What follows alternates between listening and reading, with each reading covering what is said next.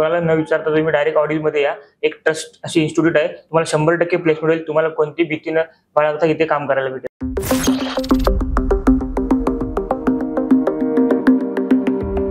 Hello and welcome to Audi success story. तर आज आपल्याकडे अनिकेत जगताप आले आहे. त्यांनी जस्ट IT मध्ये प्रवास सुरू केला आहे. तर आज आपण त्यांच्या प्रवासाबद्दल जाणून घेऊया की कसं त्याची IT जर्नी चालू झाली, त्याचं बॅक स्टोरी जाणून घेऊया, किती त्यांनी हर्डल्स फेस केले. तर अनिकेत कसं आहे? मस्त आहे सर, बोला. कसं वाटतंय आता IT मध्ये जी एंट्री झाली आहे? चांगलं वाटतंय आता. ओके, मग पहिलं काय करायचं? पहिले एका मी नॉन IT कंपनीमध्ये काम करत होतो. म्हणजे तुझं ग्रॅज्युएशन काय झालेलं? माझं BSc केमिस्ट्री झालेलं आहे. BSc chemistry. आणि मग केमिस्ट्री मध्ये नाही जॉब बघितला? नाही बघितला सर. मला IT मध्ये करिअर करायचा इंटरेस्ट होता. ओके, बट मला प्रॉपर गायडन्स मिळत नव्हता. मग नॉन IT मध्ये जॉब किती वर्ष केलाय? 1 वर्ष जॉब केला सर. 1 वर्ष. मग परत IT चा विचार कसा आला? केमिस्ट्रीचा आणि IT मध्ये सर असं बघता जसे दिवसेंदिवस IT ग्रो होतोय, त्यावेळेस मला आवड निर्माण झाली. तर मी विचार केला की आपण पण IT मध्ये करिअर करू शकतो.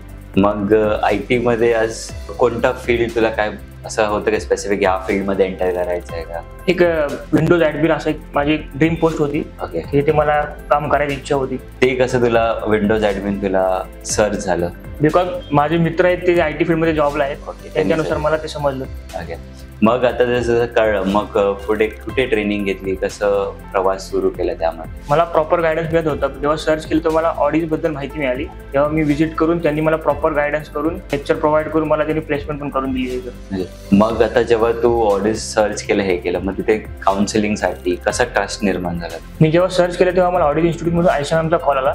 त्यांनी मला प्रॉपर गायडन्स दिला. मग आता जेव्हा तू गायडन्स झालं, ऍडमिशन घेताना थोडं भीती वाटत होती रिगार्डिंग, आता नॉर्मली काय होतं आपण ऍडमिशन घेतो आणि आपलं main point of placement he entry होतं. मग तुझं कसा ट्रस्ट बिल्ड झाला? जेव्हा मला आयशा मॅमनी कॉल केला तेव्हा तिने मला जे मुलांचे प्लेसमेंट झाले त्यांच्याशी मला कॉन्व्हर्सेशन करून दिलं, तेव्हा मला ट्रस्ट बिल्ड झाला. मग त्यानंतर आता जेव्हा तुझी ट्रेनिंग चालू झाली, कशी वाटली त्यांची ट्रेनिंग? ट्रेनिंग सर चांगली होती. किंवा ते लेक्चर प्रॉपर करत होते, प्रॅक्टिससाठी टाइम देते, एक सेपरेट लॅब अवेलेबल आहे त्यासाठी. तू किती मेहनत घेतली? मी सर मेहनत घेतली. स्टार्टिंग पासूनच माझा त्यामध्ये करिअर करायची इच्छा होती. मला थोडा लेट गायडन्स मिळाला, बट त्या दृष्टीने मी काम केलं सर. मग आता नंतर तुझे प्लेसमेंट जेव्हा चालू झाले तर त्यावेळी काय हर्डल्स आले?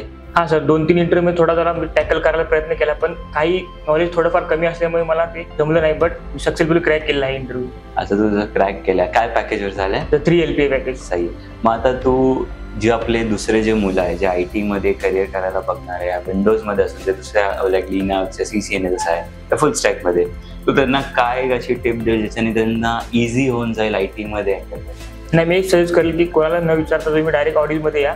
एक ट्रस्ट अशी इन्स्टिट्यूट आहे, तुम्हाला 100% प्लेसमेंट होईल. तुम्हाला कोणती भीती न बाळगता इथे काम करायला भेटेल. आता त्यानंतर माझं तुझं प्लेसमेंट झालंय, सगळं झालंय, पुढे काय करिअरचा विचार आहे? सर आता IT मध्ये एंटर केलंच आहे, तर त्यात अजून काही गोष्टी नव्याने शिकून अजून एक चांगली पद घ्यायचा प्रयत्न असेल सर.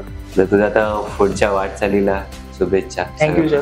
तर हे आपले अनिकेत जगताप, ज्यांनी BSc केमिस्ट्री मधून आज IT मध्ये एंटर केलेलं आहे, ते पण एक 3 LPA पॅकेज मधून. अजून त्याचं पुढे चांगला ग्रोथ होत, आपण ऑडियन्स त्याला अजून किती सपोर्ट करू शकते. असेच अजून जे नॉन IT मध्ये आहे ते अजून IT मध्ये एंटर करावं आणि ऑडियन्सची अशीच हेल्प सगळ्या मुलांना व्हावी, ही आपली सगळ्यांची इच्छा असेल. थँक्यू.